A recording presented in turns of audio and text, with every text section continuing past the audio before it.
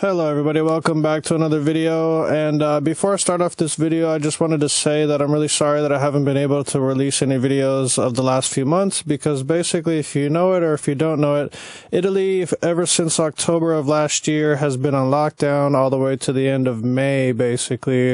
It's just about during the June period that we were able to finally move around. There was, in a matter of fact, a period for about 3 weeks, circa, that we could basically move around after Christmas, so I took the liberty to film a little bit of a town that I like a lot. And this town is in the region of Montebelluna, basically. It's the town is called Montebelluna, and basically it's one of the best towns, I'd say, for if you have to pass like a Christmas vacation, just to see how the countryside of Italy is during Christmas, you know. I know obviously most tourists would usually go to like Venice or Rome or something during the Christmas time, but even small towns like Montebelluna are quite nice.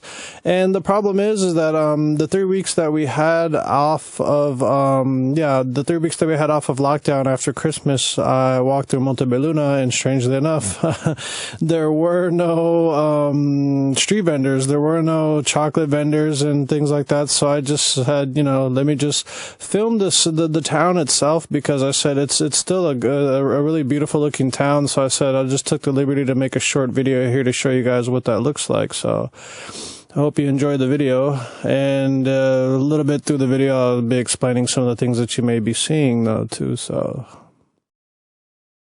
when you come into Italy, especially the small towns and the countryside areas, you're going to notice that there's these small little churches and shrines sometimes, even in the middle of nowhere, like you saw at the beginning of this video. And most of these shrines and churches, they're usually dedicated to like a patron or a saint of the town or the city that it's in.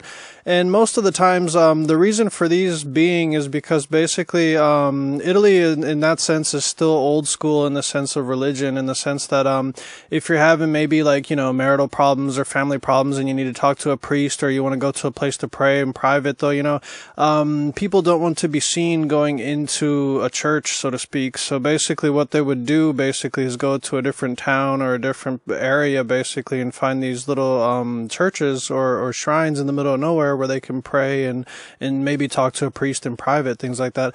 Italy is really old school in that sense, because I don't know as much as much about the South, because the South obviously has more of the mafia and stuff like that. But here in the North, people tend to talk a lot, especially like if, you know, somebody sees you in the church or something, you know, the next day they're like, oh, I saw so-and-so in the church, and, you know, so that creates problems though. I mean, perfect example of this would be the cops, for example. Like, even if it's just a speeding ticket, for example, right? The cops, when they come to your house, basically, they will not speak to any family members about what the issue is about until you come to the door, and they will talk only to you about it, you know. They will hand the speeding ticket to you, and they won't talk to anybody of the family, because it's a pride issue. That's still a thing here in Italy. They're really old school in that sense, especially with the religion. So that's just one thing to put in consideration and a little bit of thought when you come here. So yeah, that's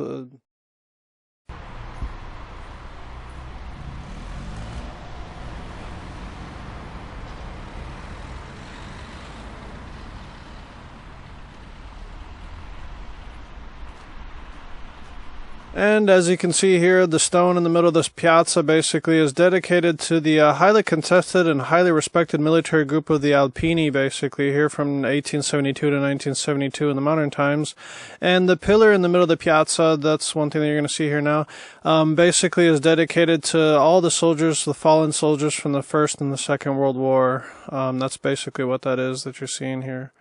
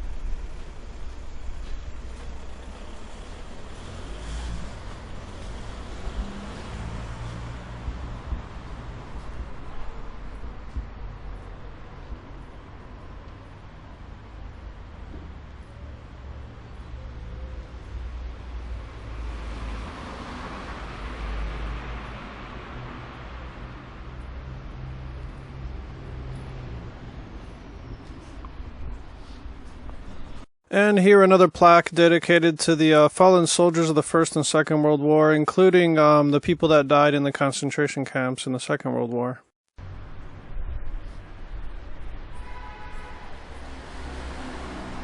And here's a plaque dedicated to the King of Italy of the 6th century, Vittorio Emanuele II. And here a plaque dedicated to Garibaldi, the guy that started the Italian Mutual Fund here for the public people. And the final plaque here dedicated to the fallen soldiers of the liberation of Montebelluna during the Second World War.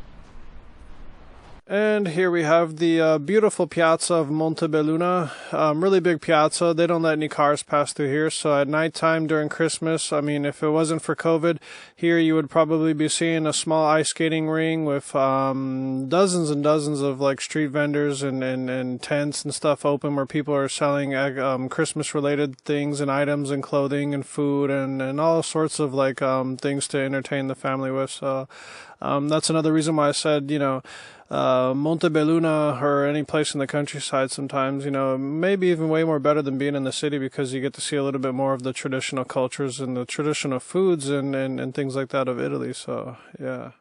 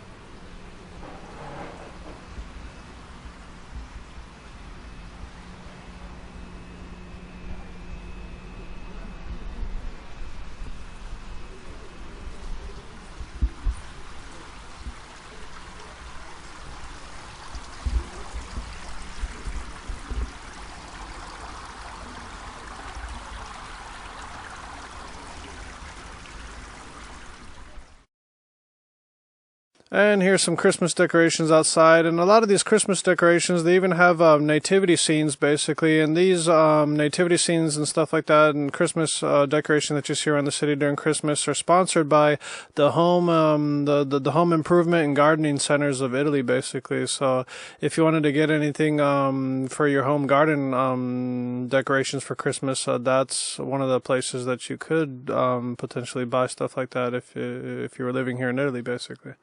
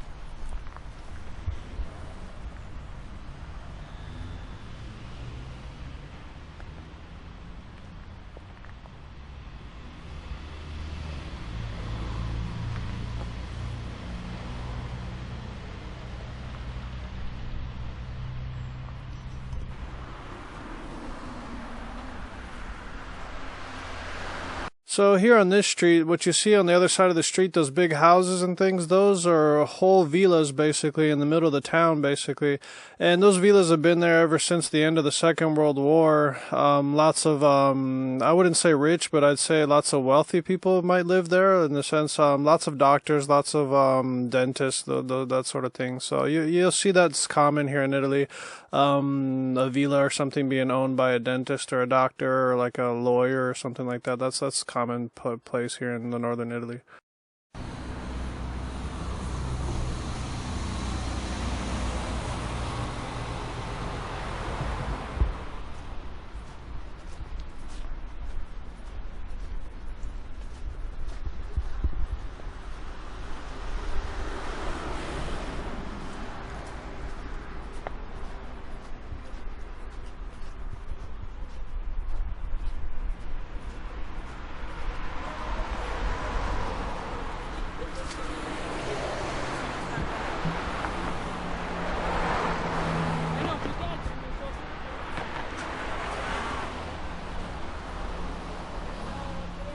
Okay guys, that's the end of the video.